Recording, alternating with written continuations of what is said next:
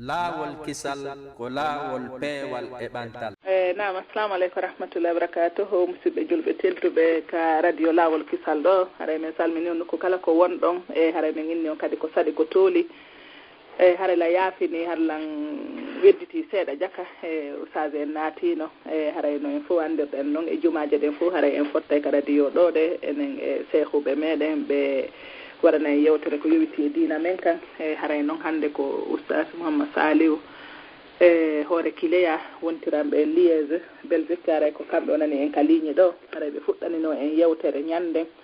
e donc haray fi Mouhammadi yaɓɓen haray tawi noon docteur en naati kono ko yewtere wonde important moƴƴa ko wona seeɗa e haray weltori seena maɓɓe on kadi haray ginniɓe ko saɗi ko tooli haray usage men noon ko saɗi ko tooli min jonnita o micro inchallah haray min weltori seena on moƴƴa ko wona seeɗa haray assalamu aleykum warahmatullahi wabarakatuh. وعليكم السلام ورحمة الله وبركاته. اللهم لك الحمد كما ينبغي لجلال وجهك وعظيم سلطانك. اللهم صل على محمد وعلى آل محمد كما صليت على إبراهيم وعلى آل إبراهيم إنك حميد مجيد. وبارك على محمد وعلى آل محمد كما باركت على إبراهيم وعلى آل إبراهيم إنك حميد مجيد. أري مسيب بجوب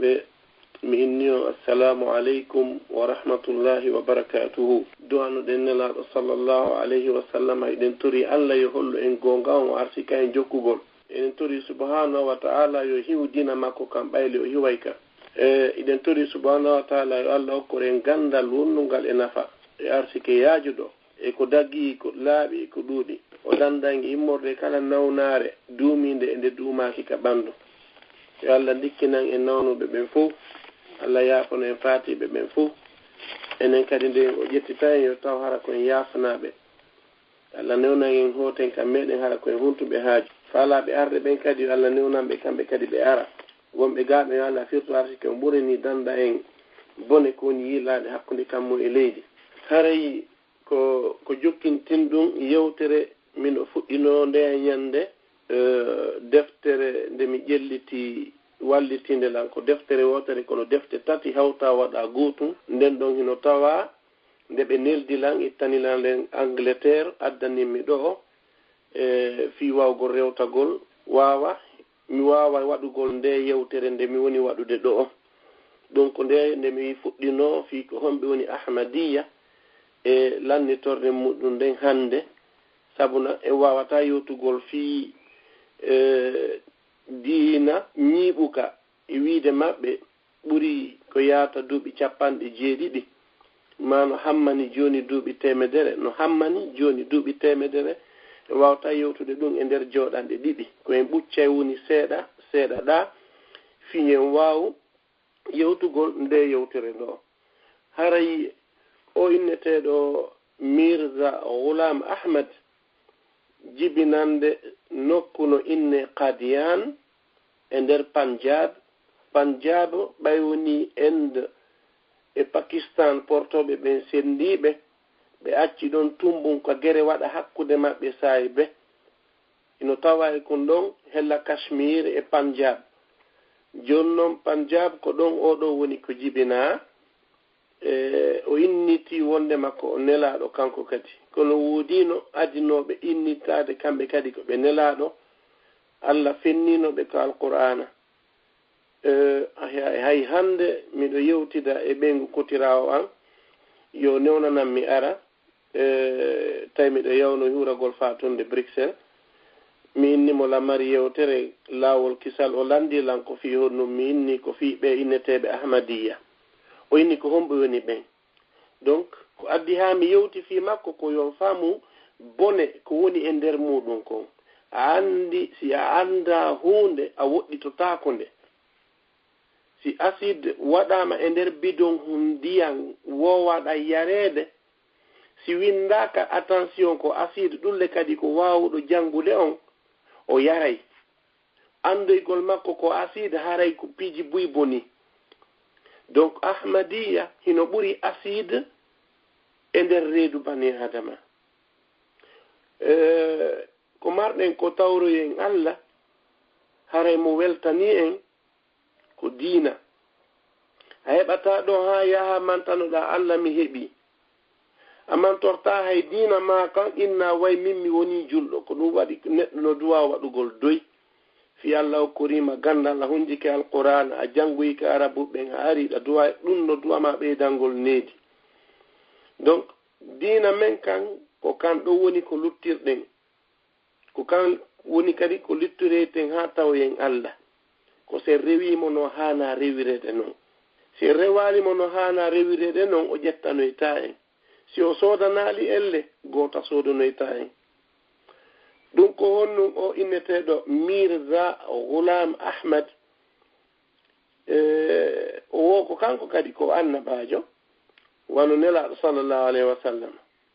kono noon oɗo no hulɓini fii muɗum no woniri noon buy anda fii makko mi aali lekkol on ɓay hina helloton men wonno menen ko seefadu kono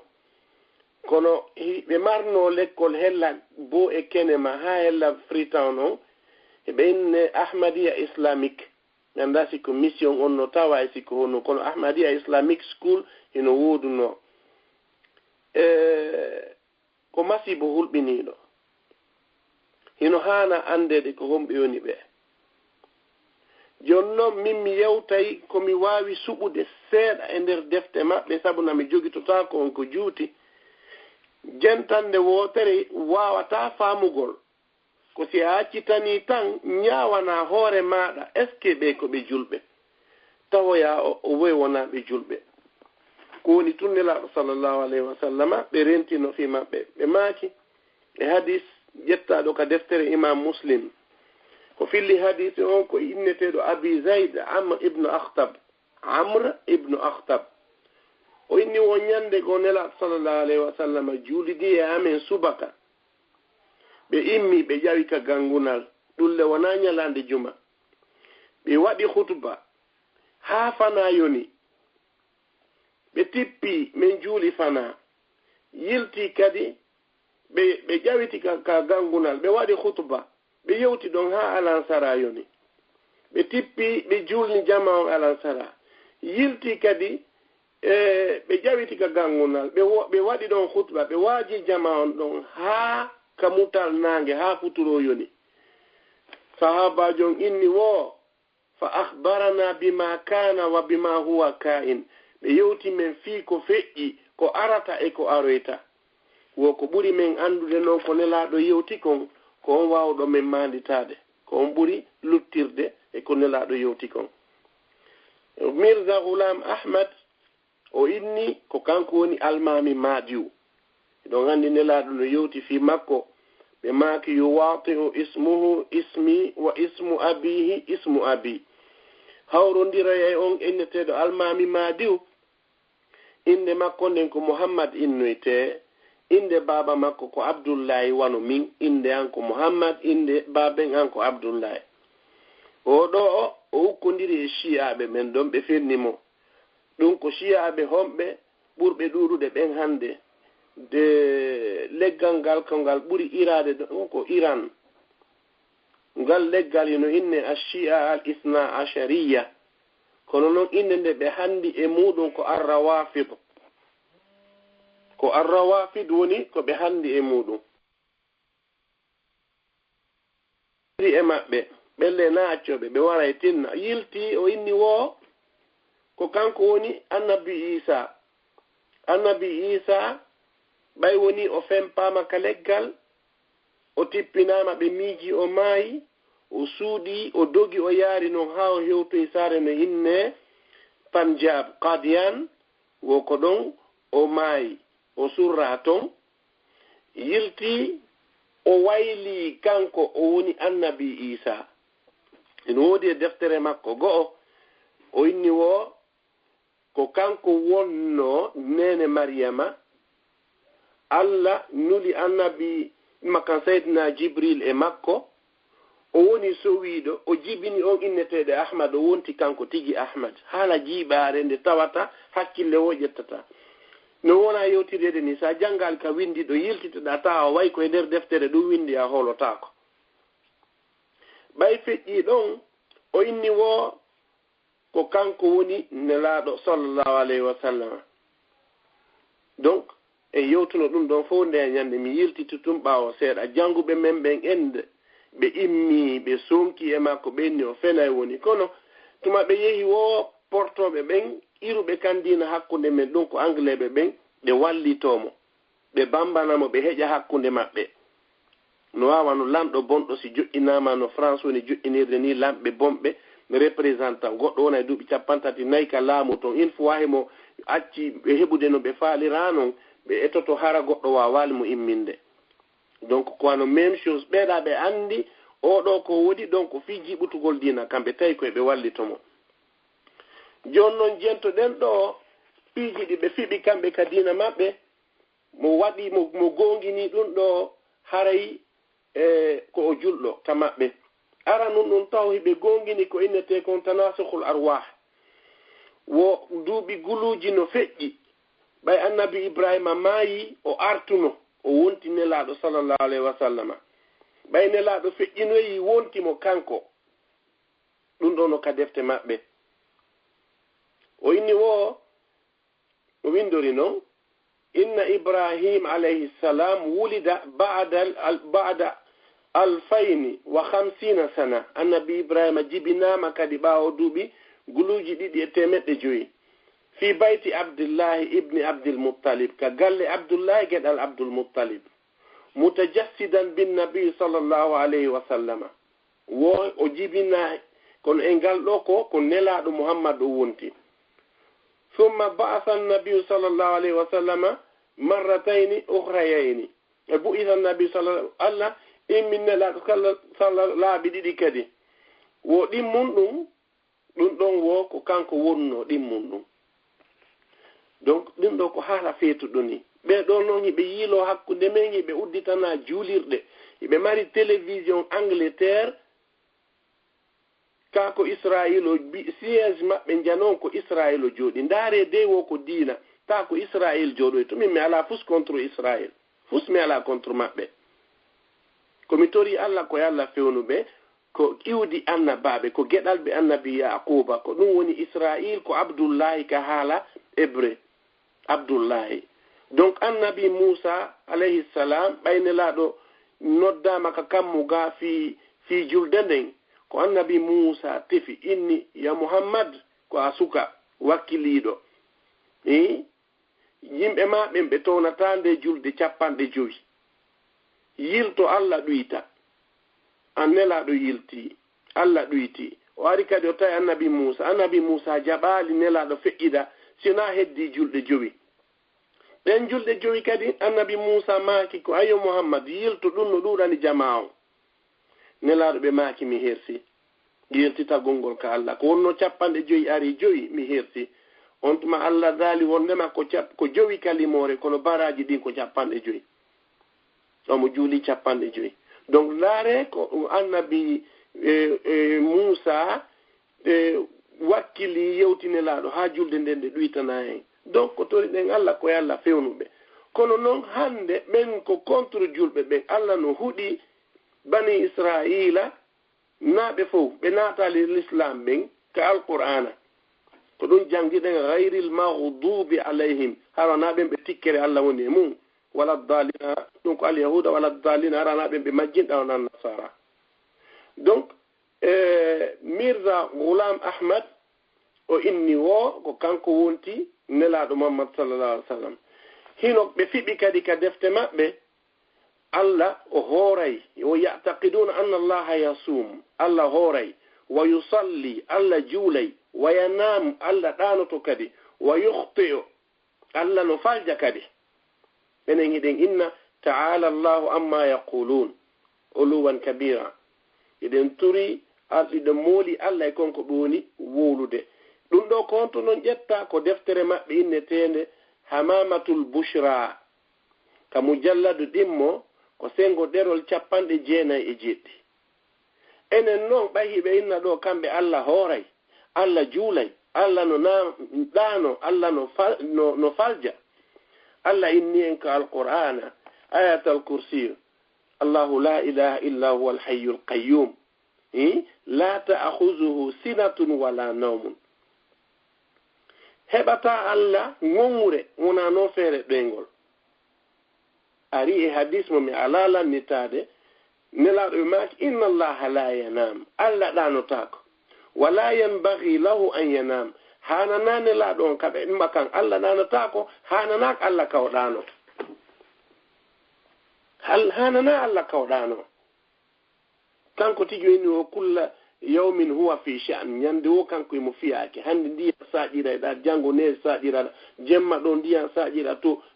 jemma ɗo ngulendi ɗo tampinira yimɓe to o jemma ɗo ɓuuɓol no tampinira yimɓe to ko wano ni ko honno Allah ɗanorta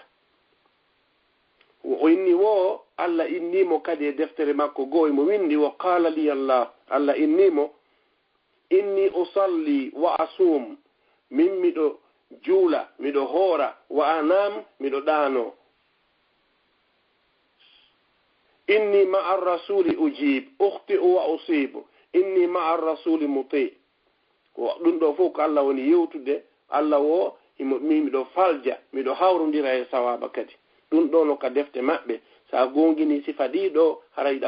ɗaka diina maɓɓe heɓe gongini kadi ma heɓe fiɓi ka defte maɓɓe kadi ka ɓerɗe maɓɓe أن النبوة لم تختم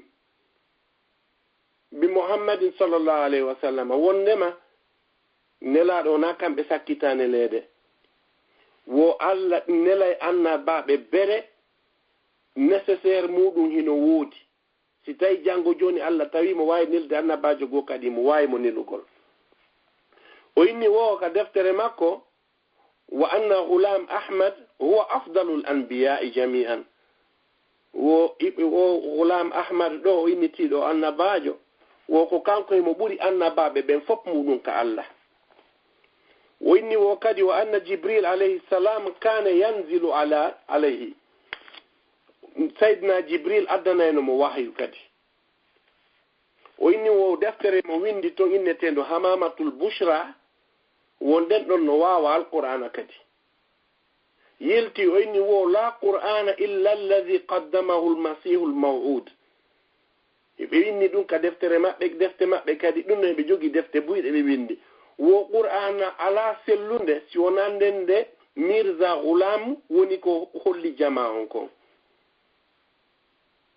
donc ko sifa ɓeeɗo ɓisiti hakkunde men hiɓe inna kamɓe kadi ko ɓe julɓe o inni wo wala nabiya illa tahta siyadati ghulam ahmad goɗɗo goo si o inni tigi ko annabajo ko si tawi woni an o jaɓi an e ghulam ahmad ko on ɗo woni hoorejo makko on donc annabaɓe ɓen fof no mari hoore ko ghulam ahmad ko on ɗo woni hoorejo maɓɓe on donc ɓe fiɓi kadi ka ɓerɗe maɓɓe wo kadi eɓe jogii deftere goo kadi innetendo alkitabul mubin won nden ɗon kadi ko immorde ka Allah kono noon na alqur'ana kono nden ɗon kadi ka Allah nde iwi hiɓe fiɓi kadi ka nder ka diina maɓɓe ka ɓerɗe maɓɓe wo diina maɓɓe kanko diina feere ha ɗum alhamdulillah joni yo ɓe ittu ko ɓe inni kon islamique ɓe hani ittugol ko ɓe inni kon islamique wo wa shari'atun mustaqilla donc ashabu dinin mustaqil wa shari'atin mustaqilla donc dina maɓɓe kanko feere shariaji maɓɓe ɗin ko feere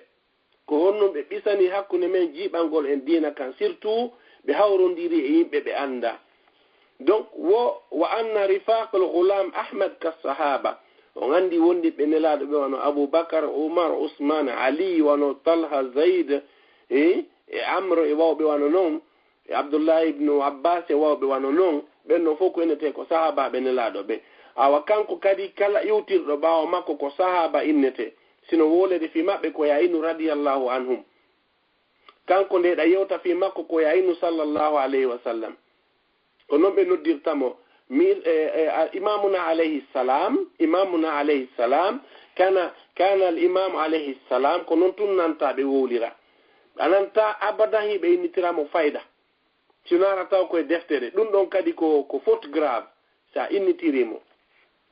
donc ɓeɗo no ɓisi hakkunde meɗen hiɓe inniti kamɓe kadi koɓe julɓe hiɓe fiɓi kadi ka ɓerɗe maɓɓe neɗɗo on imo duwa hajjoygol hajju noon mawnoɗo on wona omo Allah holli en nde ka alqur'ana wa innal hajja al akbar huwa al hajju ila qadiyan sare ka o jibina ɗon ko ɗon neɗɗo duwa hajjoygol laaɓi jelu yiiɗe goɗɗo ne ƴetta avion huccitira Pakistan mawɓe men ɓe wuuri haa ɓe maayi woɓɓe hajjoyi laaɓi 3 4 5 haynde wotere goɗɗe maɓɓe huccirali Pakistan on mi ɗaɓɓoyta ton oɗo inni wo hajju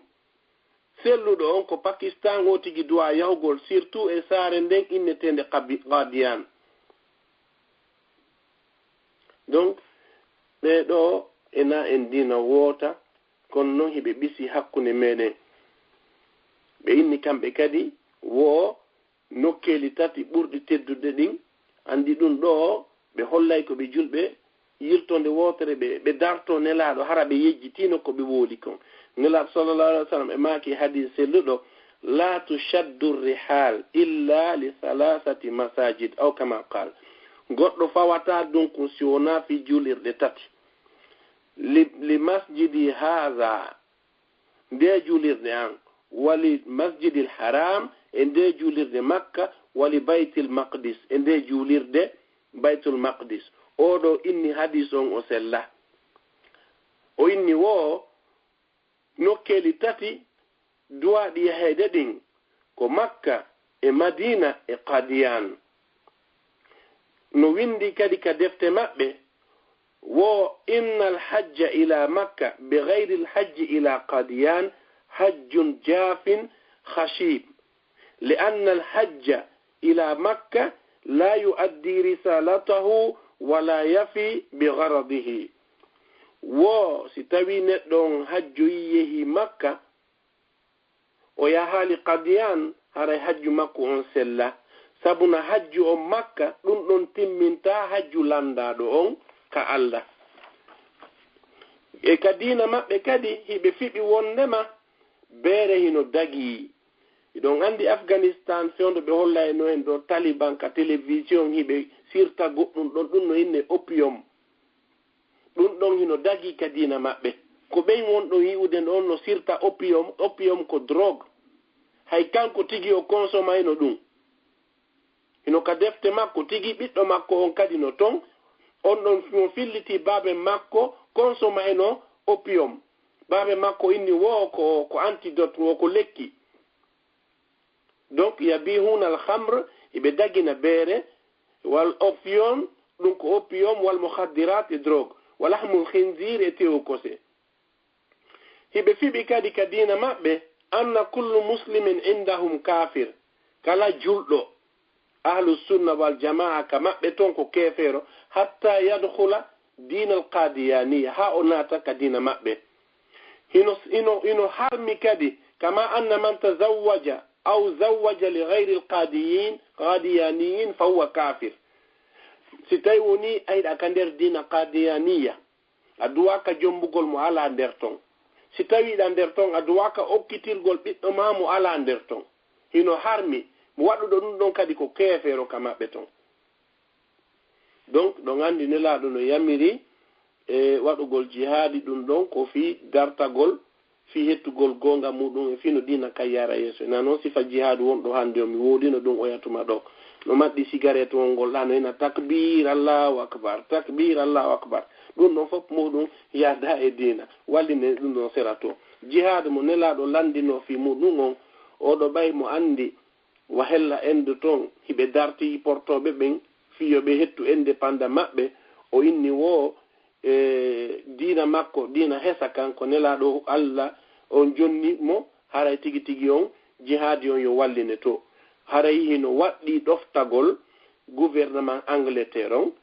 ɓen wonɓe occupant on tuma leydi innetende ndin hinde donc haray hino waɗɗi ɗoftagol ɓe ɗum ɗon hino windi ka defte maɓɓe kadi deftere makko gono ton o inni wo Allah makko ko anglejo ay ya'taqidu al-qadiyani bi anna ilahahu inglisi Allah makko on ko anglejo Allah yewta mo kadi haala anglais fi Allah kala hum paɗo ko ɓuri ɗum ɗo yo ƴettu defte makko ɗen o janga mi tinni noon haranayo yew ka ɗuuɗi ɗaɓɓonde buy ƴette deftere ihsan ilahi zahir himo innine alqadiyaniya si ɗon faala on tappi ka google winde alqadiyaniya ɓe yaltinana on site gono ɗon inneteɗo waqfiya ko bibliothèque molanaɗo noon kadi defte buyino ukka nder ton hara ko kado koya télécharge tun ay sodata defte go hay fi ka internet koya soodu kono ɗen ɗon a sodata lappa alqadiyaniya ka bindi arabe sa gayni windugol ndara waqfiya télécharge amo jangana hoorema si tawi komi woodi ɗo ko lutodiri nodda lando lawol kisal ɓe jonnete numéro am donc hiɓe gomɗini kadi koko innete jinna ka alqur'ana wona gonga enen le Allah yewti hen ka alqur'ana jinna ko gonga Allah yewti hen e suratul jinni qul uhiya ilayya annahu istama'a nafarun min aljinni faqalu inna sami'na qur'anan ajaba yahdi ila ar-rushd fa amanna bihi wa lan nushrika bi rabbina ahada Allah dalika alqur'ana Muhammad yewtobe wahyinama yan jinnaji ɗin hino jentade komi woni jangude kon ɗi inni wondema ɗi nani haala hawnika qur'anan ajaban alqur'anare hawninde yilti e suratul ahqafi si tawi mi fal jaali Allah daali wo wa id sarafna ilayka nafaran min aljinni yastami'una alqur'an falamma hadaruhu qalu ansitu falamma qudiya wallaw ila qawmihim munzirin Allah mi yewti ɗon kadi fi jinna se ndaari kadi suratu namli Allah no yewti fi muɗum nder ton donc nelaɗo no yewti en kadi hadisaji maɓɓe ko honno molortoɗen fi bone jinnaji bonɗi ɗin haymo no natude ka hurgo ko yewtigi inno allahumma inni a'udhu bika min alkhubusi wal khaba'is Allah dandan bone jinnaji gori ɗin e jinnaji deyi ɗin oɗo noon ka diina maɓɓe ɓe inni woosi innama jinna ko fanda ɗon iɗon andi neɗɗo si woni ittowo wonki ma bona jikkujo kenen anana e portoɓe ɓe inna he is a devil oɗo ko diable c'est un diable ɓe na he is a devil awa wo kamɓe ko ɗum ɗo woni jinna kono jinna taga ka few wona gonga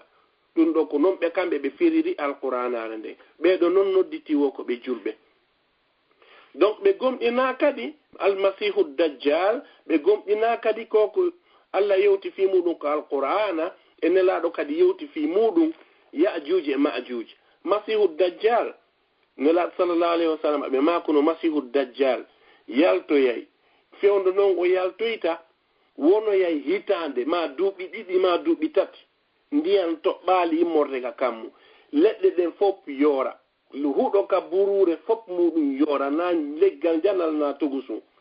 yimɓe ɓen canɗi ɗin ɗi ɓeeɓa yimɓe ɓen ɓe weele ko on tuma o yaltoyta o inna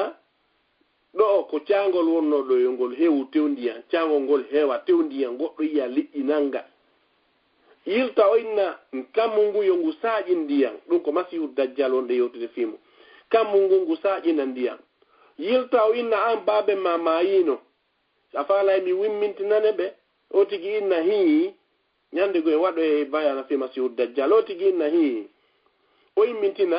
jinnaaru wayliindu e ɓandinke nandintini e baabe ma yumma o tigi mo landi o tigi si o immintinayo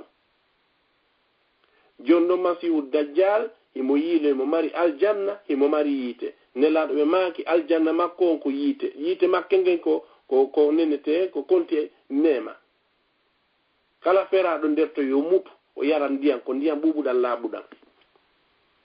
oɗo ko waroyta masihu dajjal ko annabi isa aroyay e yewtere men si tawi tan on newini donc feƴƴen e on ɗon e ya'juj e ma'juj nelaɗo no sifani en fi ɓeɗo mono faala yo jangu suratul kahfi Allah no yewti fi maɓɓe ton kadi e aya go'o kadi Allah inni wo hatta idha futihat ya'juj wa ma'juj wa hum min kulli hadabin yansilun e suratul anbiya si tawi mi yejjitale donc nelaɗo sallallahu alayhi wa sallam ɓe maaki hadis ñande goo ɓe fini sonnajo maɓɓe o yii nelaɗo ko huli kon mi yejjiti siko nene safiya e siko nene ummu salama on tuma ɓe maaki waylun lil arab min adhabin qad iqtarab. waylun lil arab min adhabin qad iqtarab. wona ɓen mi linti ɗiɗo kala kono inde nde mi yejjitinde tawde aray ko Zainab bintu Jahsh ma Zainab bintu Khuzayma hakkunde ɓen ɗon ɗiɗo. waylun lil arab min adhabin qad iqtarab. nelaɗo ɓe maaki halkaare hewtani arabuɓe ɓen lette ɗen ɗe ɓadike. futihat min radmi yajuja wa majuja misla hadha. ɓe ɓandidiri hakkunde sappurdu ndun e hakkunderu janndudu ndun. ɓe maaki wo udditama ka yajuj e majuja en mari to ɓe holli hakkunde kolli maɓɓe ɗin ɓe wini wono berɗum ɗo probléme no naatude ko honno ɓeeɗo darorta ɓe inna yajuja e majuja ko fenande masihu dajjal ko fenande. nelaɗo sallllahu alayhi wa sallam ko kamɓe le ɓe maaki hadi selluɗo wondema masihu dajjal woni ko waroyta makan afwan annabi Isa woni ko waroyta masihu dajjal. ɓe inni wo kamɓe kadi ɓe fiɓi kadi ɓerɗe maɓɓe nokkugo kadi no mi siforno on nanen wondema annabi Isa ko kashmir woni ko maayi ɓawti o fempa ka alyahudankoɓe wi fempimo ɗum. joni noon daareyimo fenni aya qur'ana allah dalika alqur'ana wama qataluhu ɓe waralimo wama salabuhu ɓe fempalimo walakin shubbiha lahum ko woni allah nandintini yeeso makko ngon e yeeso goɗɗo go on ɗon o fempama kono na annabi Isa fempa. allah daali aya goo wama qataluhu yaqinan ka goonga ɓe waralimo bal rafa'ahu llahu ilayhi ko woni goonga kan allah townunomo ka kammuduga. allah no yewti aya goo kadi wa innahu la ilmun lissa'a. jom ma tafsiren inni wo o aya ɗo wa innahu la ilmun lissa'a fala tamtarunna biha wattabi'uni hadha siratun mustaqimun. o aya ɗo wa innahu la ilmun lissa'a ay wo sabu tippoyagol annabi Isa la alamatun lissa'a ko mande darngal ngal. joni ko oɗo ko wuuli ko jetteten ka ko halla la shakka ko allah yewti kon jetteten la shakka ko nelaɗo yewti kon. allah inni wo fempaka ɓeɗo inni o fempano wo ko kashmir o maayoyi.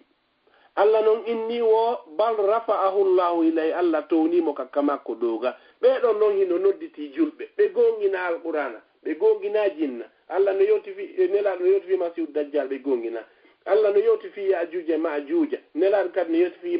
yajuja majuja ɓe gomɗina. allah no inni womo kanko o townuno isa waɗano ka hay fus ɓeɗo inni o woye o fempano kono o woni ko kashmir o maayi. nelaɗo ɓe maaki o maayali o tippoyto. nelaɗo ɓe maaki hadis ƴettaɗo ka sahihu muslim hiɓe sifo yewtere juutunde wo fa baynama huwa kadhalik is ba'atha allahu almasihu ibnu maryam fayanzil inda almanarati albayda sharqay dimashq. wo allah tippinoya annabi Isa nokku inneteɗo almanarati albayda ka funnange dimashq. donc dimashq o siri hande ko to woni ko tippoyto kanko annabi Isa himo wondi e malaikaɓe ɗiɗo himo tippoda e ɓen ɗon. ɓay woni o tippike masihu dajjal yiyamo no nelaɗo fillori noon e hadis yewtere maɓɓe ɗon wo yadhubu kama yadhubu milhu fil ma'i. masihu dajjal o yosira wano lanɗa yosirta noon e nder ndiyam. on tuma annabi Isa maka inna li fika la darba wo miɗo mari lappande nde mi lappa e ma nde a yejjitata fi muɗum. ɗum o kanko woni ko warimo masihu dajjal e maayi e juuɗe annabi Isa. ɓeɗo noon kamɓe noon hiɓe gongini wondema o maayi. donc hiɓe mari hadisaji ɗi ɓe ƴetti e nder defte me en hadisaji lo'uɗi kono janguɓe men jaɓɓitiɓe ka woɗɗi holliɓe ɓe fenay. ino tawa e maɓɓe imam ibnu hajar al asqalani al imam as-sakhawi imam as-safarini e imam ash-shawkani ɓeeɗo ɓe jaɓɓitiiɓe ɓe inni wondema ko fenaande hadisaji maɓɓe ɗi ɓe fillitii ɗin wono no tawa e maɓɓe ɗin hadisaji ɗi ɓe filli inneteeɗo Muhammad ibnu Khalid ɓe inni on ɗon majhul déjà o anndaaka gooto annda fi makko kono on ɗon o wolirta kono on ɗon o wolirta fi hadis neɗɗo mo anndaaka fi muɗum inneteeɗo Aban ibnu Abi Ayyash on ɗon wo ko matrukul hadis on ɗon hadisaji makko ɗin ko wallinaaɗi to no aasi goɗɗo innama ɗo a ko kombo nanirɗa ɓena ko kaari ɓen a wata haalan gooto nanta ka feƴƴi ɗon ha nanira goɗɗo goo andi on ɗon ko andiraɗo fenande donc hino ka diina maɓɓe kadi ɗon anndi nelaaɗo sallllahu alayhi wa sallam e maaki e hadis ƴettaɗo ko deftere imamul Bukhari man baddala diinahu faqtuluhu kala on sansuɗo diina makko kan waremo kamɓe ɓe inni wo o wayo deɗɗon o duwaka wareede ɓeeɗo hino tawa e innugol ko kamɓe woni musulman modéré ko ɓe naati e nder diina men kan hino jiiɓitana en ɗum waɗi hannde a yiyay jiwɓe no tiggi ɓe ƴetti koolan watti ɓe waɗi tikka o yeeso nder toon ɓe tiggi yeeso ha dow ha moƴƴi so a ndaari wontino bili so a yii hoore nden a inna heno dowru kono so a yii ɓanndu nun e gabitanji ɗin a inna hena colum wonaali dowru wonaali sonndu aw jiwɓe ɓen hannde buy ko noon tiggorta e neniraaɓe goo yo ɓe yaafo kono ko goonga kon ko be wowle tiggo yeeso on kun ha moƴƴa watto pantalon seere so a yiimo a sikkay ko de ko fijowo tennis iyasan billah haray ɗum ɗon ko hunde hulɓiniinde donc hiɓe gomɗini kadi ka defte maɓɓe wondema yiite jahannama ngeɗanoyto jooni noon nelaaɗo sallllahu alayhi wa sallam e maaki Allah addoye mayde nden ñalaande dargal Allah lando ko ono yimɓe ka aljanna fof nooto ko ono yimɓe ka yiite fof nooto iɗon anndi ɗum ɗo fof inna hi ɗum ɗo alaa faytowo ɗum ɗo yo Allah ko ɗum ɗo innete mayde Allah daala awa jente ɗo mayde nden no hirseede mayde nden walline fof yeƴƴito ndaara ko mayde nden ni mayde nden hirse Allah inna wondema ko ono yo yimɓe aljanna ko nema mo lannata ono yo yimɓe yiite ko lette ɗe lannata yo Allah dandu e lette yiite ɓeeɗon noon kamɓe ɓe inni wo yiite ngel ngi ñifoyay ko ɓe wooli kon kako nelaaɗo jaɗɗi yewti en ko ƴettete kako ko Allah yewti en ko ƴettete en ƴetti ko Allah e nelaaɗo Muhammad sallllahu alayhi wa sallam yewti en kon ko ɗum ɗo wonɗen hutorde Allah daali ko alqur'ana wa anzirhum yawma alhasra id qudiya al amru wa hum fi ghaflatin wa hum la yu'minun andintiniɓe fi ñalaande niise ko nden ñande woni ñalaande niise fi honnum par ce que si mayde nden warama mayde awo ala Allah inni ya ahlan naari khuludun fala maut ko ono yo yimɓe ka yiite wone toon pooma mayde ala wa ya ahlal janna ko ono yimɓe aljanna khuludun bila maut ko nemine mayde ala suute ka nder yiite innoɓe la ilaha illallah julɓe naafigi hara ko imanono toon kono naafigi no toon seeɗa ɓen ɗon fof suute ka nder yiite ko on tuma Allah daali rubama yawaddu alladina kafaru law kanu muslimin yelinoke ɓen yeddunoɓe Allah ka adna ɗo ɓe sujjanali mo haynde wotere haysiɓe koɓe bonni o koɓe bonni o taw noon hara koɓe julɓe Allah daali aya gokka alqur'ana inna alladina kafaru min ahli alkitabi والمشركين في نار جهنم خالدين فيها أولئك هم شر البرية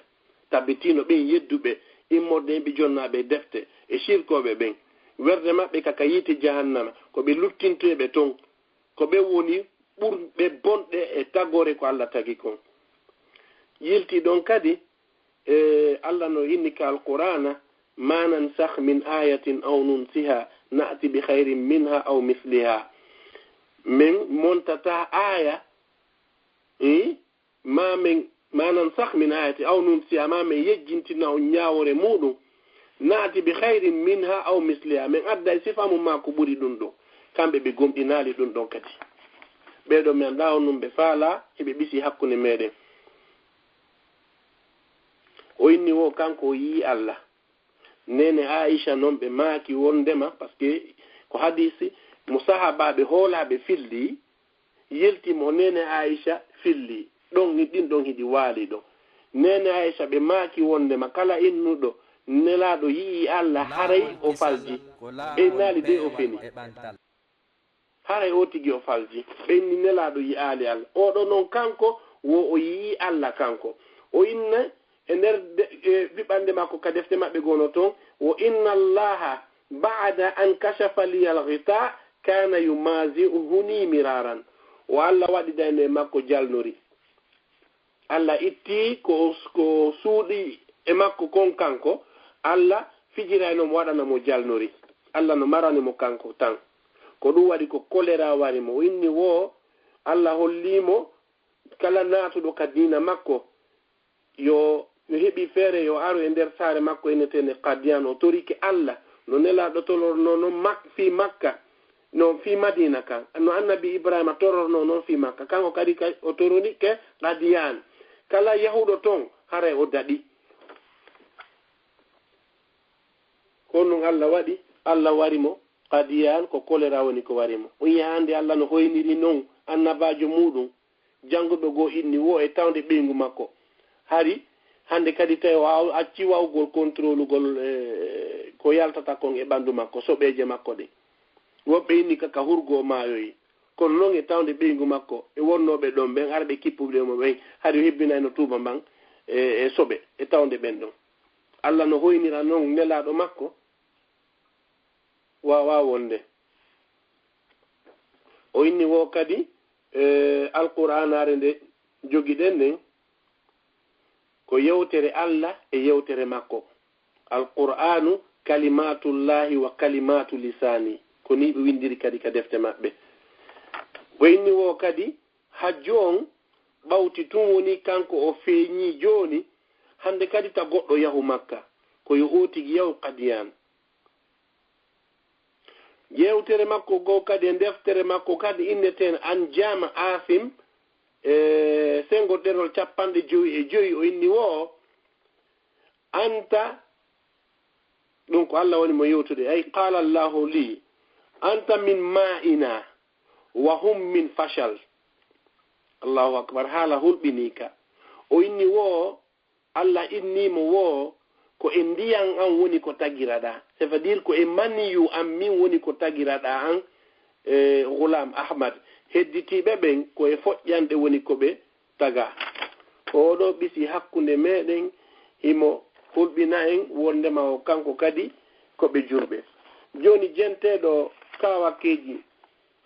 ɗi o nanira kadi o inni wo inna allaha nazala fiya wa ana wasitatun baynahu wa bayna almakhluqati kulliha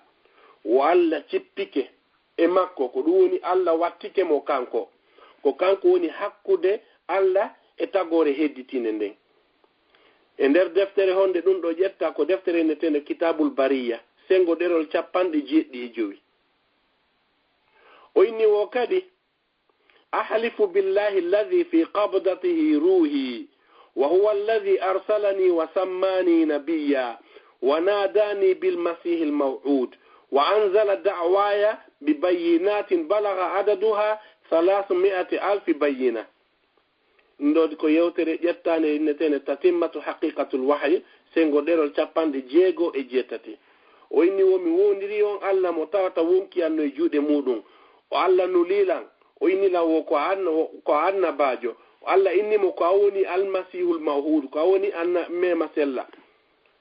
o inni wo Allah tippini kadi mu'jizaji timmayɗi guluji 300,000 guluji temettati hujjaji hollude ko kanko woni annabajo ɗo woyimo wonduno e neɗɗo inneteɗo Abdullah mi fillitorano kanko tigi o fillitori noon e deftere makko innande tiryaqul qulub sengo ɗerol 33 e deftere makko goo innetende haqiqatul wahyi sengo ɗerol 255 komi woni wolande nokku on so tawina ɗum no fof ko perdingol tan kono ma'azallah ɗen molori Allah eɗen jogiti woɓɓe fulɓe hakkunde meɗen gongimɓe oɗo o ɓe andamo jonno yoɓe yawɓe ndaaroya si tawi woni o tooña min fillo no wowliri noon wo ana ra'aytu fi lkashfi bi anni qaddamtu awraqan kathiratan ila allahi ta'ala liyuwaqqi'a alayha wa yusaddiqa الطلبات التي اقترحتها فرأيت أن الله وقع على الأوراق بحبر أحمر وكان عندي وقت الكشف رجل من مريدي يقال له عبد الله ثم نفض الرب القلم وسقطت منه قطرات الحبر الأحمر على أثوابي وأثواب عبد الله ولما انتهى الكشف رأيت بالفعل أن أثوابي وأثواب عبد الله لطخت بهذه الحمرة مع أنه لم يكن عندنا شيء من اللون الأحمر وإلى الآن هذه الأثواب عند مريدي عبد الله وإني ويهيك الله إما وندي وإني تيدو عبد الله yo Allah waɗa mo signatire kaydiji ɗin gongingol mo ko kanko woni annabajo on ayi donc wo fara'aytu anna allaha waqa ala al awraq o yi Allah ino waɗi tampon ka kaydiji bi hibrin ahmar Allah signiri kaydiji ɗin bikku boɗe wo fewno noon Allah signata kaydiji ɗin o fiɗɗi karamol ngol wo ndaha kan wicci conci an ɗin ɗi wicci conci inneteɗo Abdullahi wo fewno men yahayno hari conci amen ɗin modda boɗe ɓay men iwi ton min daari min cayi conci amen ɗille moddi boɗe batte karamon ko Allah windiri ko hari mi nanaraali ɗum ɗo shi'ajo mi naniraali ɗum ɗo honnennete goɗɗo goo kadi kono ɓeeɗo ko spécial no heddi noon spécial ji ɗi mbayi inchallahu summa inchallah en yewtoyay ɗo o en toñata kono ko woni nder toon ko wonde wiil wallinde fi tijaniya kadi la andi noon nden ñande sonka e moƴƴa noon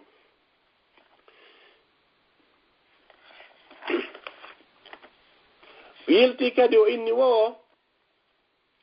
inna alladi la yaji'u ila alqadiyan akhafu ala imani ɗum ɗo ko min e onon wonɓe jentade ɓe e kala jentoytoɗo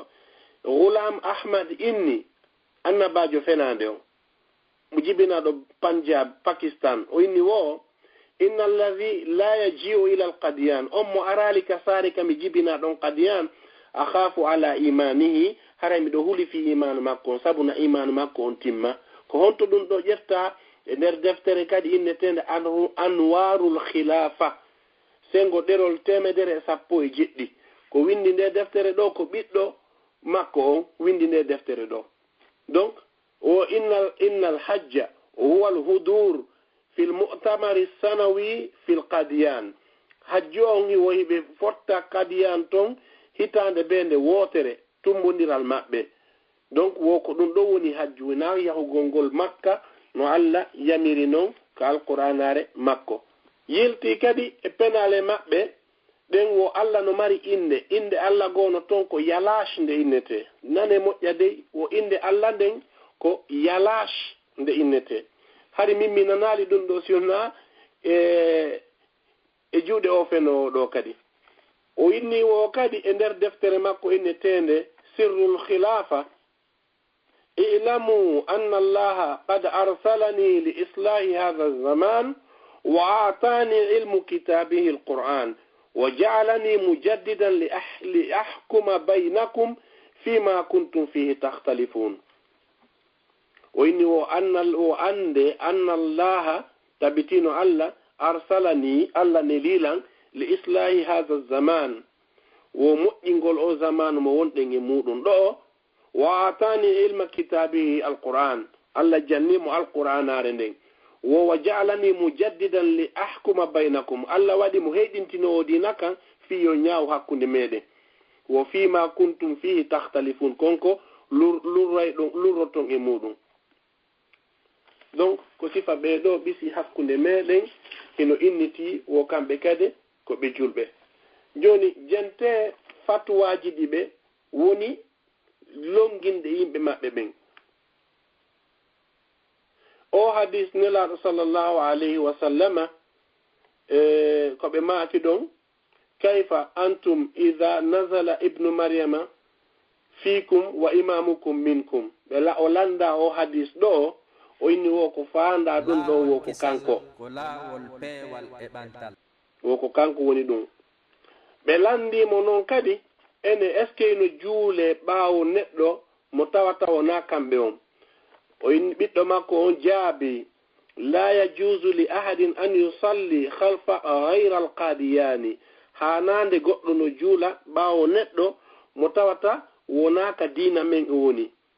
wo wannasu yukarriruna hadha su'al yimɓe ɓen no lamdolan saye be ngal landal hal tajuzu salatu khalfahum am la est ce que hino sella kami juula ɓaawo shi'ajo maɗum sunnayankejo fa aqulu mahma tasa'aluna e tas'aluni wo tuma kala landi ɗon lan ahino komi jaaboto ko la yajuzu lil qadiyani sellanta ahmadiyankejo an yusalli khalfa gayra alqadiyani nde o juulata ɓaawo neɗɗo mo wona ahmadiyankejo o winni noon kadi la yajuz sellata ko honto ɗum ɗo ƴetta ko deftere makko innetende anwar khilafa sengo ɗerol 97 kono noon hiɓe boni ko on ɗum ɓe watta si ɓe anndi a laɓɓitay deftere ɓe sakkiti winduɗe ɗen ɓe sansa ko wonno 5 ɓe watta 10 ko wonno 10 ɓe watta 50 ko noon ɓe woni yiltindirde yimɓe ɓe yilto noon ɓe inna a hino ɗo ko honto woni ɗum ala nder ga harale hino nder ton ɓe landi gando maɓɓe goo kadi ɗum ɗon ko imamujo maɓɓe goo hal yajuzu salatu ala tiflin min atfali lmuslimin li annahu masum andi nelaɗo sallllahu alayhi wa sallam e makani hadis selluɗo rufi alqalamu an salas yimɓe tato allah windantaɓe bakkatuji maɓɓe ɗin ani sabiyi hatta yablugh pay kum ha kum helli fee ani naimi hatta yastayqid ɗaniɗo ha o fina anil majnuni hatta yafiq feetuɗo ha o ndikka ɓeɗo windantake oɗo noon landi imamujo maɓɓe on hal yajuzu salatu ala tiflin min atfali lmuslimin est ce que hino sella ka juulen paykun sunnayankejo maɗum shi'ajo par ce que paykun anda hay fus wa min al mumkin an yasira qadiyaniyan law baqiya hayyan no wawno wonde o naata ka dina men si tawno kun wuruno kun janɗi réponse on ko honnum inni la tajuzu kama la juzu ala atfali lhindus wa atfalu lmasihiyin sellata juulugol maɓɓe e juulugol fure ɓiɗɗo sunnayankejo no woniri noon sellata juulugol ɓiɗɗo rewowo yiite ɗum ko alhindus rewoɓe yiite ɓen ende ɗo o ma rewoɓe sanamuji ɗin ton wa atfalul masihin e ɓiɓɓe chrétien ɓe ɓen woli anna madhhaba tifli madhhabu abawayhi wo sabuna pay kunkun koye dina baɓe makko o woni wa huwa tabi'un lahuma haray on ɗon si on janɗuɗo koko maw makko ɓe rewi kon ko ɗum ɗon kadi o rewata ko on to ka ɗo ɗuma ɗo kawake ɗo itta koye deftere makko innetende anwar khilafa sengo ɗerol 93 o landa kadi hal yajuzu li qadiyaniyin est ce que no sellal ahmadiyankejo an yaqula liman mata min gayri alqadiyaniya min gayri qadiyani wo est ce que hino sella yo goɗɗo innu rahimahullahu ta'ala wa adkhalahu aljanna nani ni kaari feƴƴini yo allah yurme mo yo allah naade mo aljanna est ce que hino sella ka ɓe innana ɗum ɗon neɗɗo mo ala ka dina maɓɓe imamujo maɓɓe on wo la sellata few li annahu kafara haula'i min albayinat wo par ce que ɓeɗo ɓe fennilan wa lihada la yastahfir lahum donc hana ko goɗɗo inna ɓeɗo rahimahullahu ta'ala allahumma ghfir lahu warhamu goɗɗo hana ka innanede ɗum ɗon sunnayankejo wo fi on nun kamɓe ahmadiyankoɓe ɓen ɓe hana wiwugol ɗum ɗon sabuna an a gomɗinaali imamu maɓɓe on o landa est ce que opium hino dagi ko komi haalanno fi muɗum ɗa réponse on inni hi opium hino dagi wo baabe makko hari no ñawdo rayno ɗum wo ella ala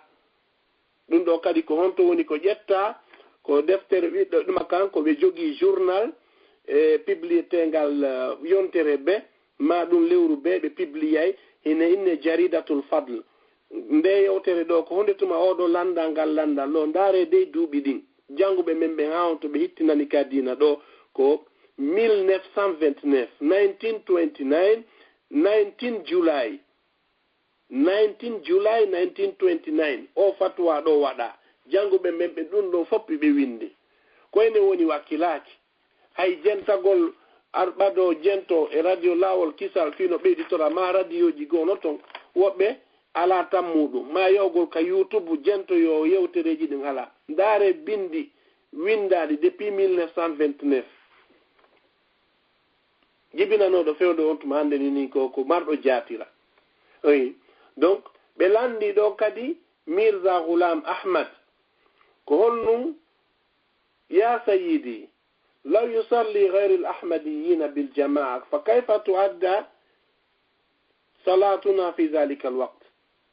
si tawi woni ɓe ari e misal ɓe tawi hiɗen juulude ka juulirɗe men ahmadiyankejo ari tawi en ko honno o duwa juulugol o addu salatakum munfaridin juule julɗe monɗen hara ko feere wotan juulude maɓɓe o inni wol ya sayyidi ay ɓe noddatamo inde makko nden la tajuzu salat munfaridan kanat il jamaa qa'ima si tawi woni yimɓe ɓe fof darnino juulude sellata yomi juulu feere ko honnun o inni law kana salatuhum bil jamaati shay'an inda allahi falimadha amara jamaati bi adaiha munfaridin si tawi woni ko ɓe moɓotoɓe juula jama est ce que ɗum no hittuno ka Allah ko honno Allah yamirta en yen juulu hara ko feere juulude ɗum ko wumbo yoni yewtude ɗum ɗo ko kanko hoorejo nodditiɗo anna banku kanko ni nde yewtere ɗo ko hitande honde ngal landal ɗo ni ko landa 1904 1904 ngal landal ɗo landa réponse on o inni wo kadi fa inna salatuhum wa jama'atuhum la haqiqata lahuma fi janabillahi ta'ala Allah ha jaka ko moɓoto ɗen juulen sella julde men ko moɓoto ɗen juulen o inni noon fa addu salatakum munfaridin ndey ɗon juula juule haron hawti daale maɓɓe ko deftere honto ɗum ɗo iwa itta ko deftere nde kanko tigi ɓiɗɗo makko o windi inni deftere nden siratul mahdi e mujallad tata bon ko ɗoni volume tammo on sengo ɗerol 31 Allah noon le en yewti en ka alqur'ana fi julde jama nokkeli buy ka alqur'ana Allah daali muhammadur rasulullah walladhina ma'ahu ashidda'u 'ala al-kuffari ruhama'u bainahum tarahum ruk'an sujjadan yabtaghuna fadlan min allahi wa ridwana nane dey Allah no manta julbe ben e wondi be nelaado ben sallallahu alaihi wa sallama ibe nyaadi heferbe ben ko be yurmonirbe hakkunde mabbe wo ayi ay be rukkan be fo yibe rujjidi sujjadan be fo yibe sujjidi yabtaghuna ibe dabba fadlan min allahi bural imorde ka Allah wa ridwanan e yarluye Allah ɓeɗo noon kamɓe wo ko eɓe juulu feere ko ɗum ɗon Allah maɓɓe yamiri ɓe namere ɓe woni feereɓe donc yimɓe ɓe no dowa andude ɓeɗo en hawta fusta ɓe ɓaɗo dina men kan yilti ɗon kadi Allah daali ko alqur'ana fi semmingol wondema julde jama ko haanu ɗum ya ayyuhallazina amanu kono yogom ɗimme idha nudiya lissalati min yawmil jum'a si noddinama julde nde ñalande juma fas'aw ila zikrillah naare de fas'aw waw on ko wawul jama'a yahe jantoyo ɗon inde Allah ma ɗum Allah yewti e suratul mu'minuna qad aflaha al mu'minun malama ɓen gomɗinɓe homɓe alladhina ɓen hum kamɓe fi salatihim e nder julde maɓɓe nden khashi'una ko ɓe yankiniɓe ɗum ɗon ko ɓe jelo wona innede ɗon ko goto ko jama wona wolede fi muɗum ɗon donc ahmadiya enen e ɓen wona en hunde wotere ndaren ɓay sayi o woɗɗike en heɓi leer goto mi ɗaɓɓita darorde kono mi ɗaɓɓira darorde yewtere maɓɓe enen iɗen andi nde ɗen fira alqur'ana sen inni alif lam mim ko Allah andi ko o muuyi e ɗe kalfe abajada ɗo tati so inni alif lam ra ko inneten ko Allah andi ko muuyi e ɗe kalfe abajada ɗo tati awa kamɓe ɓe heɓuno firo muɗum nani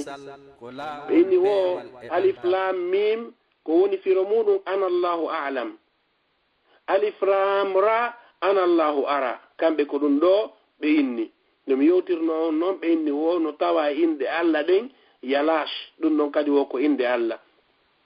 hiɓe tafsiri kamɓe kadi alqur'ana on ka maɓɓe ton ko Allah inni ɗon nelaɗo ko kanko woni khatamun nabina timmode annabaɓe on andi khatam ko piiji ɗiɗi ka arab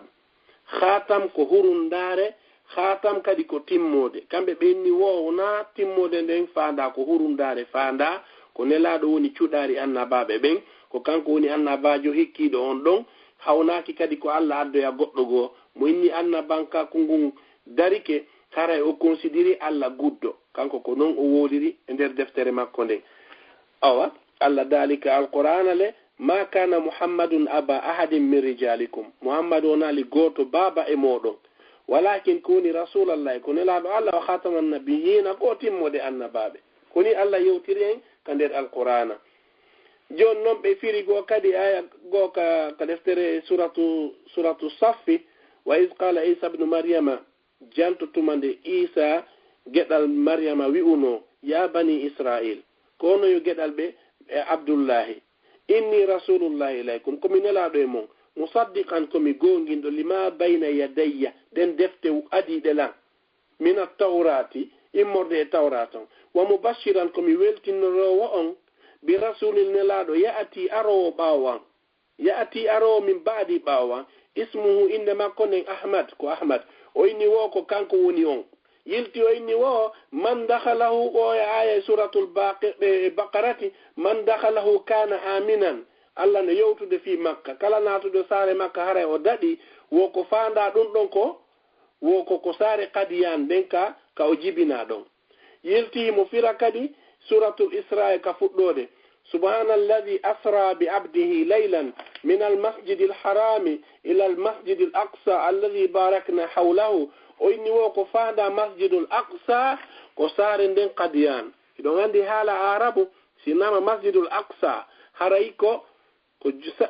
juulirde woɗɗunde nden ko fanda al aqsa donc ɗum ko nde palestine kanko noon aqsa no firi kadi e alqur'an on façon go'o e misal e suratu yasin Allah dalika e aya gono ɗon wa jaa rajulun min aqsa almadinati yas'a on no inni habibun najjar donc ndare nde wa jaa rajulun min aqsa almadinati yas'a donc aqsa ko sera saare nden hino faandora ɗum ɗon e aya goo kono ko faandaɗa ko masjidul aqsa o ini nonono masjidul aqsa ko firi ko juulirde maɓɓe nden kadiyan donc haray ɓe ko yimɓe masiboɓe hulɓiniɓe ɓe tawata si on juulidi hatta ɓe yaha ɓe juulitoya kadi julde maɓɓe nden hiɓe inniti noon julɓe hiɓe yiilo hakkunde meɗen ɓay woni hoorejo maɓɓe on kanko o maayi ko choléra wari mo